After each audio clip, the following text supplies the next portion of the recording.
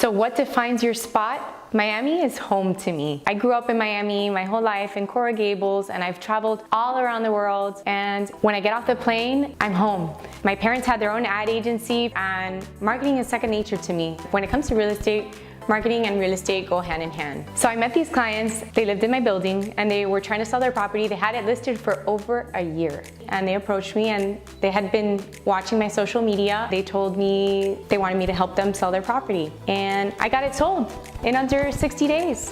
I'm confident in my marketing, and it's conveyed in all of the work that I create to sell the property, and that's what sets me apart. Everyone who meets me at some point or another, I tell them I'm in real estate, and they get excited, and I get excited too. And then at one point or another, I'm selling their house. It just happens organically. I market and I sell. My name is Yvonne Michelle Llauro, and let me help you find your spot.